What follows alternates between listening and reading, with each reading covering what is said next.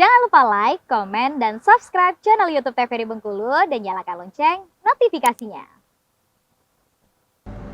Balik lagi di Opini Obrolan Pagi ini bersama dengan tema yang sama nih, yaitu pengenalan robotik di sekolah. Dan masih bersama dengan Kak Arhadi Kurniawan. Oke, Kak, tadi sempat tertunda nih. Iya, Metode STEAM tadi M-nya iya. belum. Apa nih M-nya?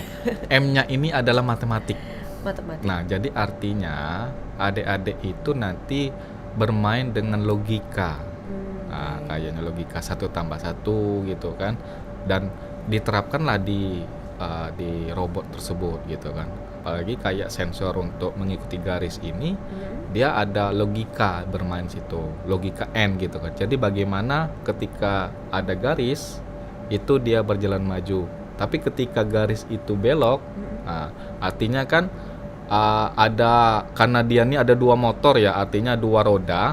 Bagaimana roda yang sebelah kanan dan bagaimana roda sebelah kiri? Apakah roda sebelah kiri ini mau kita jalankan? Berarti kan kita kasih misalnya logika 1 gitu kan.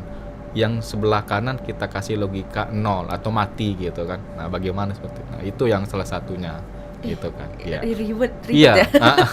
Seribet kabel-kabel di depan ini. Nah, Kak, ini kan Kakak udah terjun ke sekolah-sekolah juga. Iya. Pandangan Kakak nih sekarang mengenai dunia pendidikan sekarang ini gimana? Ketertarikan mereka juga. Oke, kalau pendapat saya terkait dengan bagaimana dunia pendidikan sekarang ini sebenarnya lebih mengarah ke apa ya? Lebih banyak ilmunya gitu ketimbang dulu. Kalau dulu kan kita masa saya ya sekolah itu kita harus beli buku gitu kan, Ya, beli benar. buku, kita beli buku dan kemana-mana kita bawa nenteng buku gitu kan. Kalau kini kan enggak, kini sudah dalam bentuk PDF gitu kan, e-book dan sebagainya. Dan menurut saya untuk sekarang ini, untuk fasilitas, untuk mendapatkan sumber bacaan, materi ataupun itu lebih banyak gitu kan, lebih mudah, dipermudah oleh teknologi tadi. Tapi di satu sisi kita juga kadang-kadang dengan adanya teknologi ini ya membingungkan. Misalnya seperti ini. Membingungkan artinya ini ada materi ini banyak nih, sumbernya banyak nih. Tetapi dari pelajar atau dari mahasiswa itu bingung. Ini yang mana yang benar gitu kan. Yang validnya Ya, nih yang validnya mana ya. gitu Jadi ya. kalau seperti kami dosen atau tenaga pendidik seperti guru dan dosen itu lebih cenderung ke mengarahkan. Jadi kan sifatnya fasilitator ya. Nah, jadi ini materi yang bisa kita gunakan. Ini relevan seperti itu kan. Ini yang tidak. Ini karena ini bisa berbicara tentang pendapat dan sebagainya gitu. Jadi lebih kalau untuk mencari dapat ilmunya kayak robot ini tanpa belajar pun banyak orang bisa. Karena apa? Karena dia tadi melihat YouTube, melihat podcast gitu kan, terkhusus apalagi podcastnya lebih mengarah ke misalnya pembuatan robot gitu kan. Iya, gitu ya. seperti itu.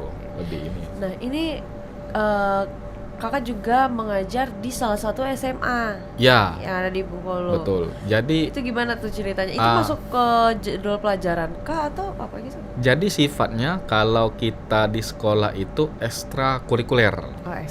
Jadi kita juga kemarin diminta dari kepala sekolahnya langsung bersurat ke kita menjadi instruktur dan fasilitator untuk ekskul robot di SMA Negeri 1 Kota Bengkulu di Lempuing gitu. Oke.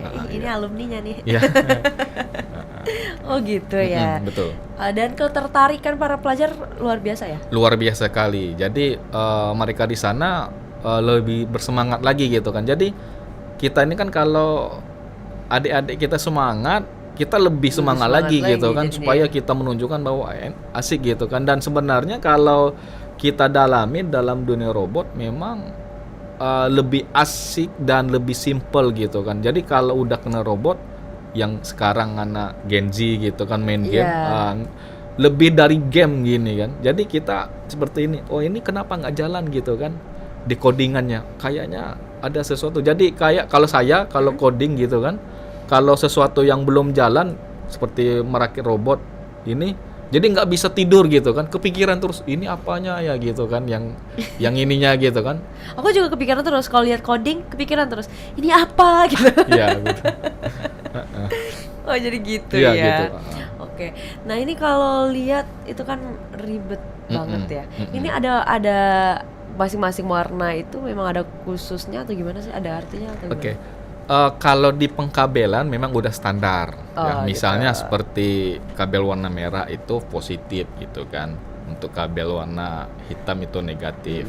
Dan untuk kabel yang karena sensor, ada beberapa sensor, salah satunya kan sensor ultrasonik. Ya. Sensor ultrasonik ini ada 4 pin gitu kan. Ada 4 apa ya istilahnya tuh? Ya pin lah bahasa kalau kami di situ kan. Jadi di situ ada positif, negatif. Itu biasanya kita gunakan warna hitam dan merah gitu kan. Nah untuk sisanya dua pin ini kita gunakan warna bahasanya warna bebas gitu kan. Jadi bisa kita gunakan warna-warni seperti itu. Begitu ya. Nah untuk mengajari anak-anak pelajar SD, SMA, SMP juga nggak Pak? Nggak. Kita nanti akan merambah ke situ gitu. Baru dalam Iya, perencanaan dalam berarti perencanaan gitu. Oke. Nah ini udah ke SD, ke SMA, terus bahkan mahasiswa-mahasiswi Iya. juga. Nah itu apa sih sebenarnya kesulitan dalam mengajarkan merakit robot ini? Mungkin kesulitan kita salah satunya adalah alat dan bahan. Karena alat dan bahan ini memang kita beli dari luar. Jadi di sini nggak ada. Jarang ada. Jarang ada. Mungkin seperti alat dan bahan yang misalnya ini apa namanya sensor ultrasonik gitu kan. Iya, Sensor jarak bahasa umumnya. Microcontroller gitu kan. Itu susah kita dapatkan di Bengkulu gitu kan. Walaupun ada 1-2 gitu kan yang jual. tapi sulit ya. Kita pernah coba kemarin kita misalnya ke salah satu yang ada di toko yang menjual komponen-komponen alat-alat listrik lah bahasanya tuh kan. Itu tidak ada gitu. Tidak ada. Enggak, dan mereka juga nggak ngerti kadang itu apa sih gitu kan. Seperti itu. Jadi kita juga bingung. Jadi akhirnya apalagi kalau kayak gini kan banyak yang bisa kita beli secara online gitu. Jadi ini sudah Ya itu salah semua ya. satu kesulitan kita gitu kan. Yang kemudian yang kedua mungkin karena dasarnya belum ada, jadi kayak seperti coding kan, karena kan kita harus coding. Nah itu yang menjadi kesulitan kita juga sih salah Kalau satunya. mahasiswa mungkin memang mereka belajar Betul, gitu kan. betul. Kalau SD, SMA Ya, ini gimana? kita berlahan kita. Ini cara Ini memang dari nol berarti. ya dari nol kita. Sensor Kalaupun dari kita, kalau saya selalu mengajarkan menggunakan bahasa yang dimengerti sesuai dengan ini misalnya ini anak SD gitu kan. Kita bisa kita berlakukan seperti anak anak mahasiswa gitu ya. kan atau SMA. Jadi karena kan daya pikirnya kan masih belum nyampai gitu. Jadi kita kalau saya contohkan seperti robot misalnya di waktu jadi instruktur di SD 69.